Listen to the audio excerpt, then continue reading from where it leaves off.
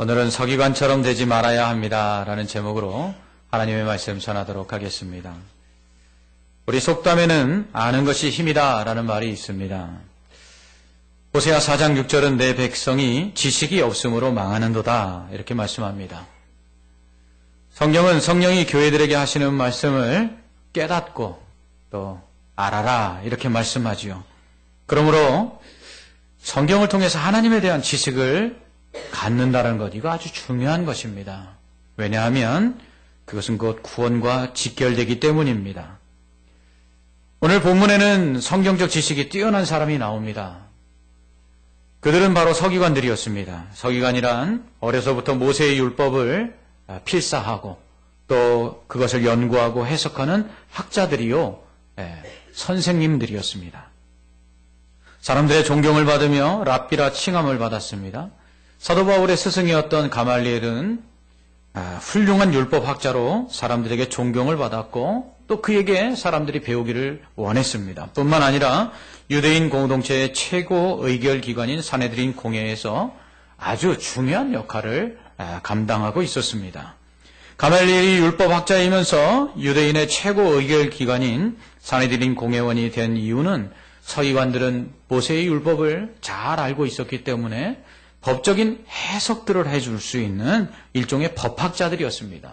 그렇기 때문에 백성들의 법률적인 문제에 대한 해석과 그리고 재판을 담당하였습니다. 그러므로 유대인들의 종교적이고 또 법적인 최고 의결기관인 사네드린 공회에서 이 서기관들은 아주 중요한 역할들을 감당했던 것이죠. 그럼에도 불구하고 마태복음 23장에서 예수님은 화 있을진저 외식하는 서기관들과 바리새인들이여 이렇게 말씀하시면서 바리새인들과 서기관들을 함께 묶어서 저주하십니다. 예수님은 서기관들이 바리새인들처럼 외식하는 자들이라고 책망하십니다. 마태복음 23장에서 예수님은 서기관들은 자신도 천국에 들어가지 못하면서 다른 사람도 천국에 들어가지 못하도록 천국문을 닫는 사람들이다 이렇게 말씀합니다. 또 다른 사람들을 자신보다 배나 지옥 자식을 만드는 사람들이다 이렇게 말씀합니다.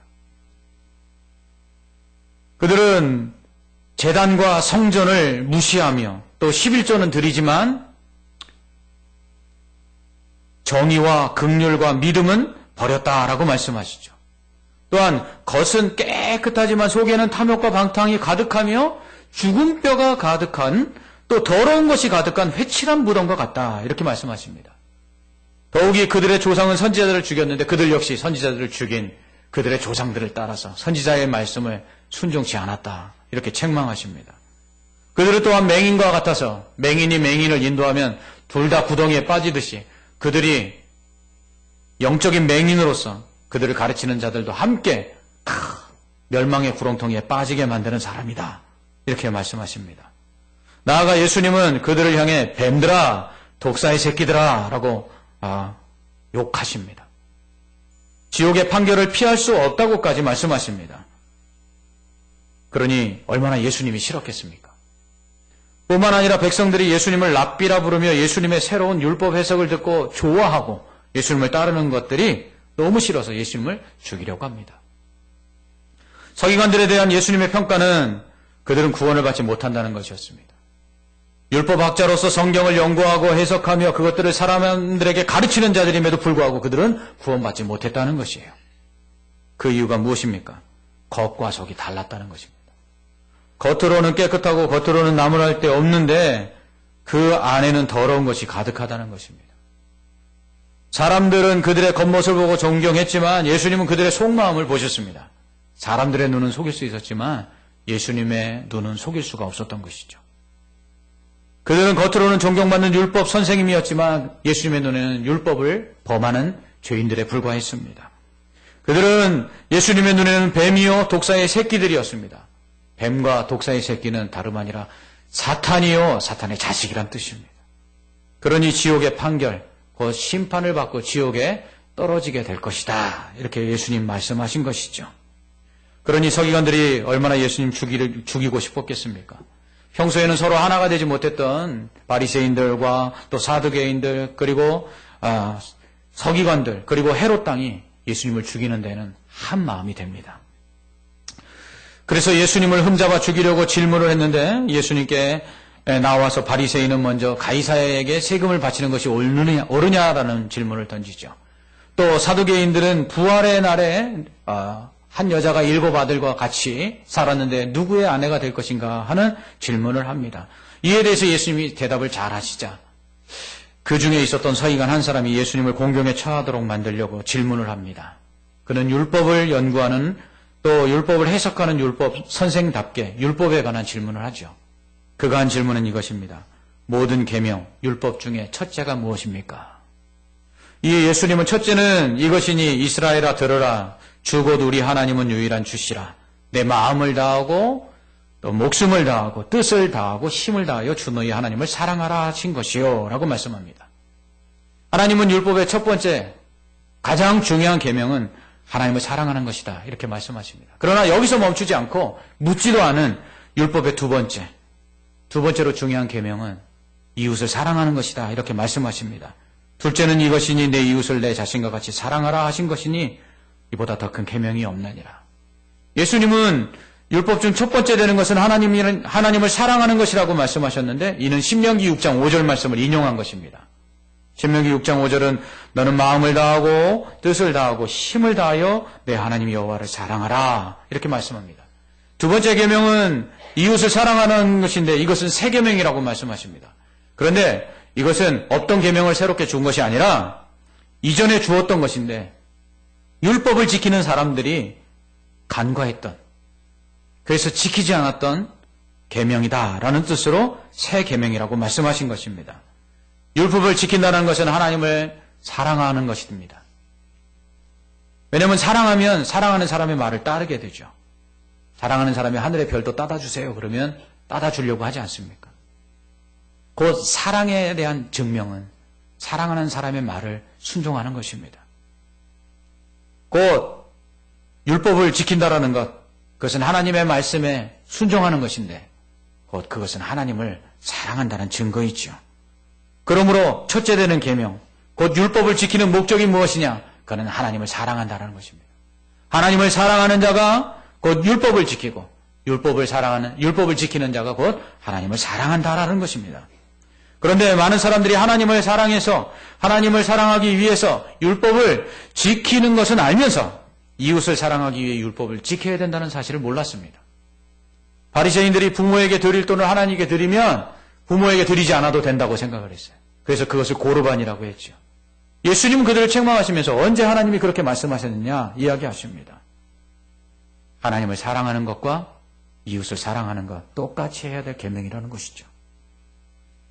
하나님의 계명을 보면 하나님께 제사를 드리고 또 부정해지지 않고 종교적으로 어떠한 그 경건해지기 위해서 행해야 될 여러 가지 율법의 계명들이 있습니다. 뭐 부정한 짐승이나 또 부정한 짐승의 그 부정한 곤충의 사체를 만져서 부정해지지 않는다거나 부정한 자와 접촉하지 않는다거나 하는 이러한 그 여러 가지 종교적인 예식이 있지만 그것들을 제외하고 나머지는 다 이웃과의 관계 속에서 행해야 될 규례들입니다. 율법 중에 최고의 율법이라고 할 수 있는 이 10계명만 봐도 하나님에 대하여 그 지켜야 될 계명은 4개입니다. 그래서 1계명서부터 4계명까지는 하나님에 대한 계명이라고 우리가 흔히 얘기하죠. 근데 5계명서부터 6계명까지는 이웃에 관한 계명입니다. 살인하지 마라, 도둑질하지 마라, 간음하지 마라. 사람에 대한 계명이죠. 퍼센테이지로 따지면 하나님을 사랑해서 지켜야 될 계명은 40%고 이웃을 사랑해서 지켜야 될 계명은 60%라는 거예요. 그런 면에서는 하나님을 사랑하는 것 못지않게 이웃을 사랑하는 것 중요하다는 것이죠. 율법을 지키는 목적이 바로 이와 같이 하나님과 이웃을 사랑하기 위해서 지키는 것이다 라고 예수님 말씀하신 것입니다. 그래서 사도 요한은 요한일서 3장 10절에서 이러므로 하나님의 자녀들과 마귀의 자녀들이 드러나나니 무릇 의를 행하지 아니하는 자는 또는 그 형제를 사랑하지 아니하는 자는 하나님께 속하지 아니하니라. 여러분 하나님을 사랑한다 하면서 이웃을 사랑하지 않으면 마귀의 자식이라는 거예요. 또한 요한일서 4장 8절에서는 사랑하지 아니하는 자는 하나님을 알지 못하나니 이는 하나님은 사랑이심이라.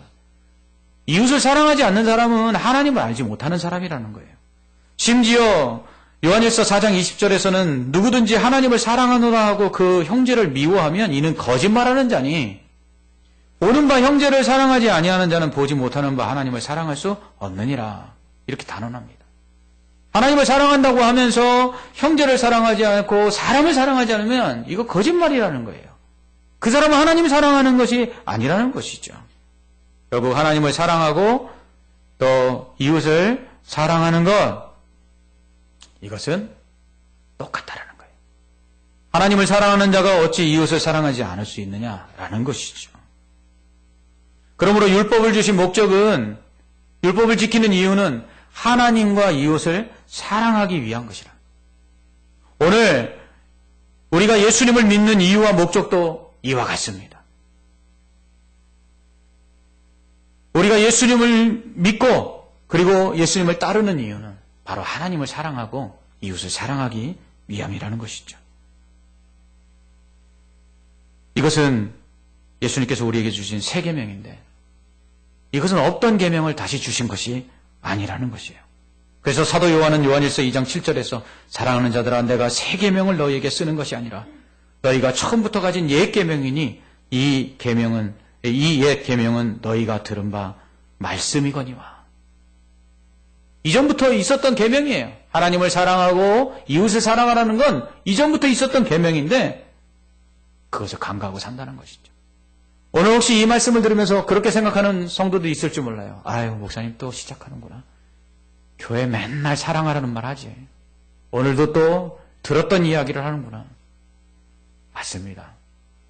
여러분들 다 아는 이야기를 하는 것입니다. 여러분 들었던 이야기를 하는 것입니다. 그런데 여러분 정말 하나님 사랑하십니까? 여러분 속에서 마음을 다해서 뜻을 다해서 정말 목숨을 다해서 힘을 다해서 하나님 사랑하십니까? 그렇게 사랑하는 것처럼 여러분 자기를 사랑하듯 그렇게 이웃을 사랑하고 있습니까? 오늘 저는 새로운 말씀을 전하려고 하는 것이 아닙니다. 여러분이 지금까지 다 들었던 말씀인데 우리가 간과하고 있었던 그 사랑에 대한 말씀을 다시 한번 전하려고 하는 것입니다. 예수님께서 이처럼 계명 중 첫째 되는 것과 둘째 되는 것이 바로 하나님을 사랑하는 것과 이웃을 사랑하는 것이다 이렇게 말씀하시자 질문한 서기관은 예수님의 말씀에 옳소이다. 하나님은 한 분이시요 그 외에는 다른 이가 없다 하신 말씀이 참이니이다. 또 마음을 다하고 지혜를 다하고 힘을 다하고 하나님을 사랑하는 것과 또 이웃을 자기 자신과 같이 사랑하는 것이 전체로 드리는 모든 번제물과 기타 제물보다 나으니이다. 아멘. 이렇게 대답합니다. 이 서기관은 예수님의 말씀에 동의하고 있습니다. 그는 하나님을 사랑하고 또 이웃을 사랑하는 것, 그것은 제사를 드리는 것보다 하나님께서 더 기뻐하는 일이라는 것을 알고 있었습니다. 그는 다른 서기관들과 달랐습니다. 그는 율법을 제대로 알고 있었고 또 율법을 제대로 깨달은 사람임에 분명합니다. 예수님은 이 서기관이 지혜롭게 대답함을 보시고 그에게 내가 하나님 나라에서 멀지 않다 이렇게 말씀하시죠. 그러나 거기까지였습니다. 예수님의 말씀을 우리는 아주 주목해서 다시 살펴보아야 합니다. 예수님은 이 지혜롭게 대답한 서기관에게 내가 하나님 나라에 들어갔다. 내가 하나님 나라에 들어갈 것이다. 이렇게 말씀하지 않고 내가 하나님 나라에서 멀지 않다. 이렇게 말씀하시는 거예요. 예수님께서 십자가에 달리실 때 양쪽에 강도들이 하나씩 달렸어요. 근데 한편 강도가 당신은 하나님의 아들이십니다. 이렇게 고백하면서 당신이 예수여 당신의 나라에 임하실 때 하나님 나라에 임하실 때 나를 기억하소서 하고 고백합니다. 그러자 예수님은 내가 진실로 내게 이르노니 내가 오늘 나와 함께 낙원에 있으리라. 네가 나의 나라 하나님 나라에 있으리라. 들어갈 것이다. 이렇게 확정적으로 말씀해 주십니다. 이 강도의 구원을 예수님께서 선언하신 것이죠. 그런데 서기관에게는 내가 하나님 나라에서 멀지 않다.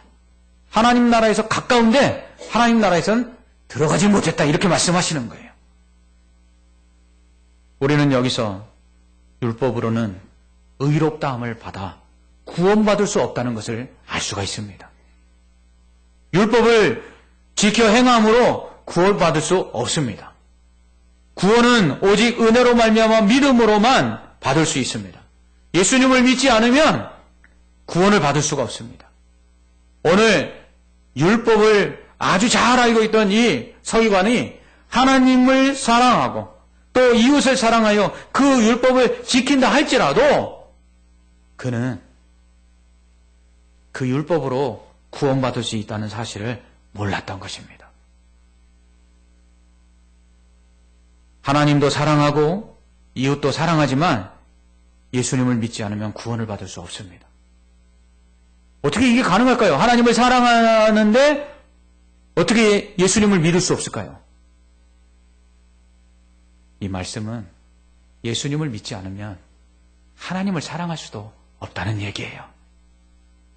사랑은요, 사랑을 받은 자만이 사랑할 수 있어요. 예수 그리스도는 하나님의 사랑이십니다. 하나님께서 죄인된 우리에게 하나님의 사랑을 확증하기 위해서, 확실하게 증거하기 위해서 예수님을 십자가에 내어주셨습니다. 그 십자가에 달려 생명을 내어주심으로 우리를 구원하신 그 예수님이 우리를 향한 하나님의 사랑이라는 것을 알지 못하는데, 그 예수님을 믿지 못하는데 어찌 하나님을 사랑할 수 있겠어요? 그러므로 예수님을 믿지 않는 사람은 하나님을 사랑하는 자가 아니라는 얘기예요. 또한 하나님을 사랑하지 않는 자는 이웃을 사랑할 수가 없습니다. 왜요?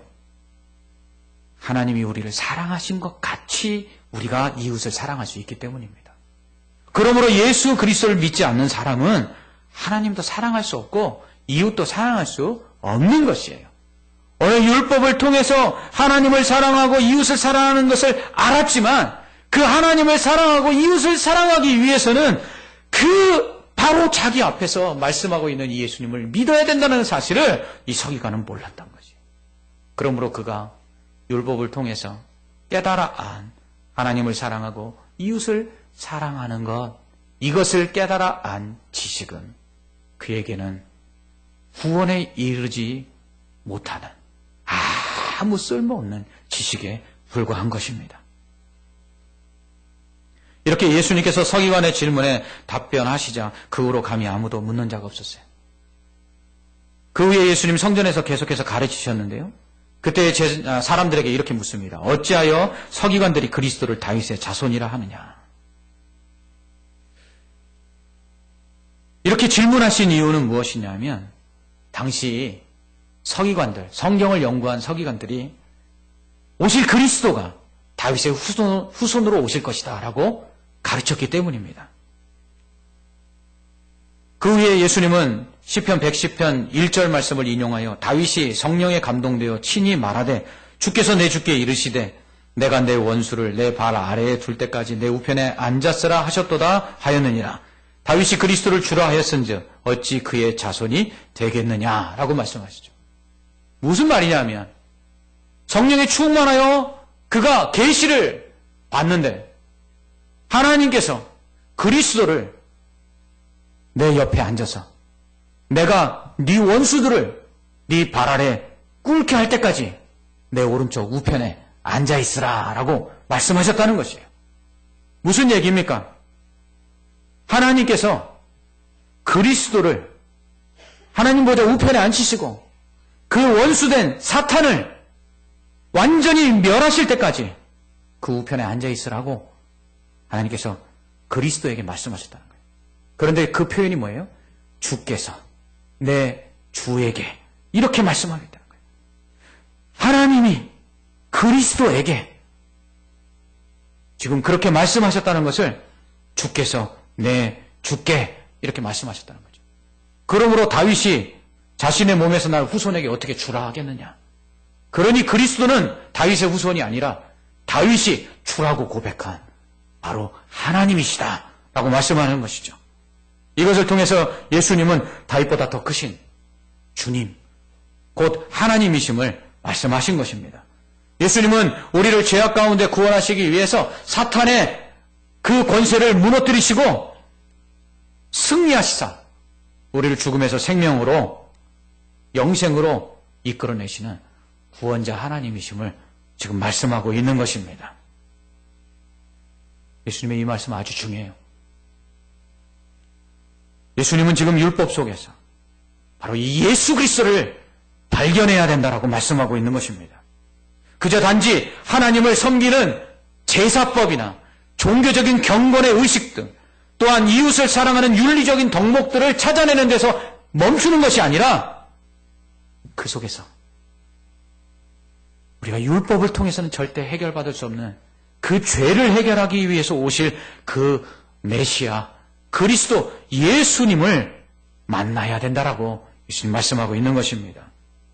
그럴 때 우리가 구원을 받을 수 있는 것이죠. 그러므로 오늘 이 말씀은 성경의 내용이 무엇이고 성경의 말씀대로 우리가 어떻게 살까 하는 것도 중요하지만 그러나 그 성경 속에서 우리를 구원하시는 예수 그리스도를 발견하지 못하면 그거 아무 소용이 없다는 거예요. 예수님이 누구신지를 알지 못하고 예수님이 어떤 분이신지를 믿지 못하면 성경 아무리 읽고 그리고 그 성경의 지식이 아무리 많다 할지라도 아무 소용이 없다는 거죠. 해마다 연말이 되면 저희 교회에서는 성경 통독자들에게 기념표를 수여합니다. 그러나 아무리 성경을 많이 읽었다 할지라도 그래서 성경의 내용을 잘 알고 있다 할지라도 그 속에서 우리를 구원하신 예수님을 만나지 못하고 우리에게 베푸신 그 예수 그리스도를 통한 하나님의 사랑을 경험하지 못하며 그리고 예수님을 믿지 못한다면 아무 소용이 없는 것입니다. 이호령 교수님을 아실 겁니다. 우리 한국의 지성이라고 일컫습니다. 그분은 예수님을 믿기 전에도 성경을 많이 읽었습니다. 심지어는 기독교 방송에 나와서 신학자들과 성경을 가지고 토론을 할 정도로 성경에 대한 지식이 해박했습니다. 그러나 그는 예수님을 믿지 않았습니다. 70세가 넘어서 자신의 딸이 암으로 투병하며 그 살아계신 하나님을 원망하지 아니하고 오히려 육신의 아버지보다 그 영의 아버지를 더 의지하는 그 모습을 보고 과연 죽음을 앞둔 딸이 믿는 하나님은 과연 어떤 하나님인가? 그 속에서 그렇게 성경을 읽으면서도 발견하지 못했던 예수 그리스도를 만나게 됩니다. 그래서 그분이 쓴 책 이름이 지성에서 영성으로입니다.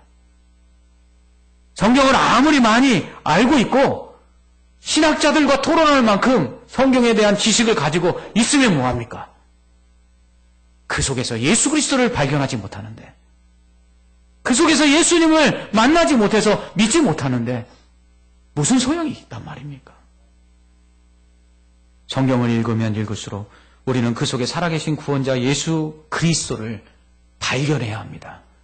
그 예수 그리스도의 사랑과 은혜를 깨닫고 그분을 믿어야 합니다. 그리고 그 속에서 만난 그 예수님으로 말미암아 우리의 믿음을 더욱더 굳건하게 만들어야 합니다. 그러기 위해서는 성령의 역사가 있어야 합니다. 성경을 기록할 때 오류 없이 기록되도록 영감하신 성령께서 성경을 읽는 자들에게 그 말씀을 깨닫고 믿도록 하시는 그 조명하시는 은혜가 있어야 합니다. 그럴 때 우리는 천국에 들어갈 수 있는 것이죠. 그리고 그 주님의 사랑을 깨닫고 하나님의 사랑을 알아서 이웃을 사랑할 수 있게 되는 것입니다. 이렇게 성경을 연구하면서도 예수님이 누구신지 그리스도가 누구신지를 서기관들은 몰랐던 것입니다. 예수님은 그저 서기관들은 긴 옷을 입고 다니는 것과 시장에서 문안받는 것과 회당에서 높은 자리와 잔치의 윗자리에 앉기를 원하는 것뿐이다 라고 말하면서 그들을 삼가라고 말씀하십니다. 그들은 과부의 가산을 삼키며 외식으로 길게 기도하는 자니 그 받는 판결이 더욱 중하리라 라고 말씀하시죠. 서기관들은요 사람들이 인정받기를 좋아했어요. 긴 옷을 입고 다녔어요. 긴 옷을 입었다는 것은 술이 달린 옷을 입었다는 건데 경건의 상징입니다. 그들은 긴 옷을 입고 다니면서 자신들이 경건한 사람이라는 것을 겉으로 드러냈습니다. 시장과 같이 사람들 많은 곳에서 사람들로부터 인사받고 문안받는 것을 즐겼습니다. 회당의 높은 자리, 회당에 가면 모세의 그 율법을 가르치는 그 의자가 있는데 이것을 모세의 자리라고 했습니다. 율법 교사들은 이 자리에 앉아서 율법을 가르치는 것을 명예로 여겼습니다. 그들은 잔치에 초대되면 상석에 앉기를 원했습니다. 그러나 정작 그들은 과부의 가산을 삼키는 자들이었습니다. 그들은 과부와 같이 가난한 자들이 와서 재판을 요구하면 그들에게 불리한 재판을 했습니다. 율법 학자들이요, 또 율법 교사였던 이 서기관들은 율법을 잘 아니까 이들은 산헤드린 공회에서 공회원으로서 재판관의 역할을 감당했던 것입니다. 근데 돈 많은 사람들이 와서 재판을 요구하면 그들에게 유리한 대로 재판을 해주었습니다. 그러나 가난한 자들이 오면 청원을 받지 않습니다. 불의한 재판관의 이야기는 바로 그것을 이야기하는 것입니다. 가난한 과부가 돈을 마련해서 어렵게 재판을 해달라고 가져오면 그 돈만 삼키고 그리고 재판을 억울하게 했던 것이죠. 그들은 겉으로 하나님을 잘 섬기는 경건한 사람처럼 보였지만 그 속에는 가난한 자들에 대한 사랑이 없었던 것입니다. 예수님은 서기관들이 하나님의 말씀을 잘 알고 있는 것처럼 보이지만 정작 하나님을 잘 섬기지 못한다는 것을 지적하신 것입니다. 예수님은 서기관들이 율법을 잘 지켜 행한 것처럼 보이지만 그 말씀을, 그 율법을 연구하면 이웃을 사랑해야 된다는 것을 알면서도 그들은 이웃을 사랑하지 않았다라고 책망하는 것입니다. 그들은 율법을 연구하고 성경을 해석하여 성경에 대한 지식은 많을지 모르지만 그러나 정작 그들은 하나님도 그리고 사람도 사랑하지 않는 사람들이었어요. 왜? 그리스도를 알지 못했기 때문입니다. 이 말씀을 보면서 목사인 제 자신을 돌아보게 되었습니다. 말씀을 연구하고 또 가르치는 자인데 나는 정말 하나님을 사랑하고 있는가? 정말 마음을 다하고 뜻을 다하고 힘을 다하여 하나님을 사랑하고 있는가? 나는 말씀을 연구하고 가르치는 자인데 나는 정말 예수님의 그 사랑으로 사람들을 사랑하고 있는가? 돌아보게 되었습니다. 고 한경직 목사님은 은퇴하신 다음에 자신을 찾아오는 후배 목사님들에게 꼭 이렇게 말씀하셨다는 것입니다. 예수 잘 믿어. 목사들에게 은퇴하신 목사님의 조언은 예수 잘 믿으라는 것이었습니다. 예수 잘 믿어야만 하나님 사랑할 수 있습니다. 예수 잘 믿어야만 사람을 사랑할 수 있습니다. 오늘 이 시간 우리도 한번 점검해 보기를 원합니다. 사랑하는 성도 여러분, 하나님 말씀 잘 알고 있습니까? 여러분 하나님의 말씀을 잘 알아서 그 말씀대로 살고 있습니까? 이단들과 만나도 하나님의 말씀, 진리의 말씀으로 그들과 대결하여 이길 수 있고 그 거짓된 교리에 넘어가지 않을 자신들이 있습니까? 또한 여러분들은 하나님의 말씀 속에서 예수님을 만나셨습니까? 성경을 읽고 듣고 묵상하고 연구할 때마다 우리는 그 속에서 살아계신 예수 그리스도를 만나야 합니다. 그분이 우리를 사랑하신 사랑을 깨달아야 하고요. 그리고 그분이 우리에게 베푸신 그 사랑처럼 우리도 다른 사람을 사랑할 수 있는 사람이 되어야 합니다. 여러분 예수 그리스도를 믿는 자로서 정말 하나님을 사랑하듯이 이웃을 사랑하고 있습니까? 어찌 보면 하나님 사랑하는 것은 쉬운 것 같아요. 하나님은 사랑하는 척 할 수도 있는 것 같아요. 근데 사람을 사랑한다는 건 참 어려운 것 같아요. 사람을 사랑하는 척 하는 것도 쉽지 않은 것 같아요. 여러분 우리가 예수를 믿는 이유는 바로 하나님을 사랑하고 하나님께서 그렇게 독생자 예수 그리스도를 내어주기까지 사랑하신 그 사람을 우리 역시 사랑해야 한다는 것입니다. 끝으로 겉과 속이 똑같은 신앙의 사랑입니까? 회칠한 무덤처럼 겉은 번지르할지 모르지만 속에는 더러운 것이 가득해서 하나님 앞에 보여드릴 만한 것이 아무것도 없지는 않습니까? 하나님은 우리의 겉을 보지 아니하시고 중심을 보신다고 말씀합니다. 겉은 비록 후패하고 겉은 비록 남루하고 겉은 비록 하나님 앞에 보여드릴 것이 없고 사람 앞에 부끄러울지 모르지만 우리의 속사람이 진정으로 예수 그리스도를 닮았다면 여러분 하나님은 그 모습을 보고 우리를 더욱더 기뻐하시고 사랑할 줄 믿습니다. 서기관들은 하나님의 말씀을 잘 아는 사람들이었습니다. 그들은 하나님의 말씀을 잘 아는 것 같지만 그러나 사실은 알지 못하는 맹인들에 불과했습니다. 그들의 지식은 그들을 교만케 했고요. 겉과 속이 다른 신앙생활을 하도록 외식하도록 만들었습니다. 그들은 하나님도 이웃도 사랑하지 못했습니다.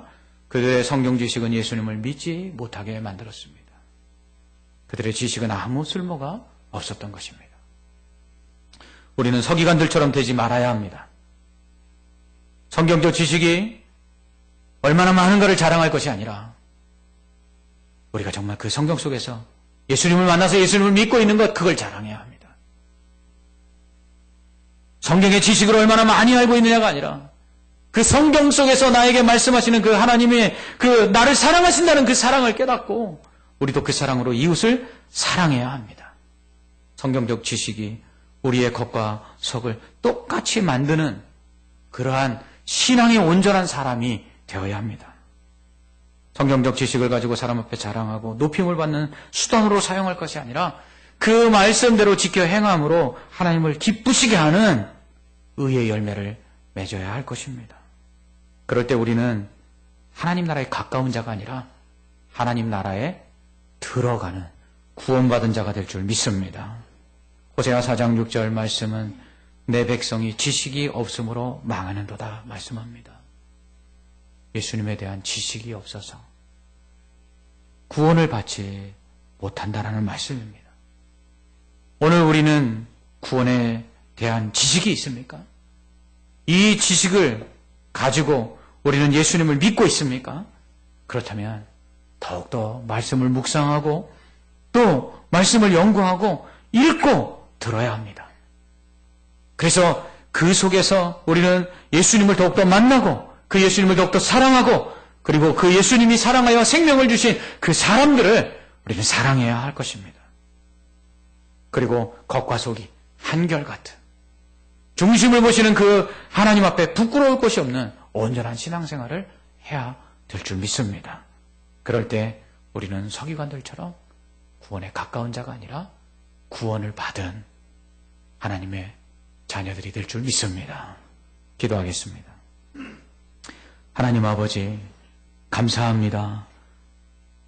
우리가 하나님의 말씀을 들을 때마다 예수 그리스도의 그 구원의 은혜를 깨닫게 하시니 감사합니다. 이 말씀을 읽고 듣고 묵상하고 연구할 때마다 우리의 속사람이 변화되게 하여 주옵시고 하나님에 대한 그 사랑으로 하나님이여 우리도 이웃을 사랑하는 그런 온전한 신앙인이 되게 하여 주시옵소서. 그럴 때 구원받은 백성으로서 우리가 받은 그 구원을 잃어버리지 않게 하여 주옵시고 날마다 하나님을 기쁘시게 하는 믿음의 사람들 되게 하여 주시옵소서. 예수님 이름으로 기도합나이다. 아멘.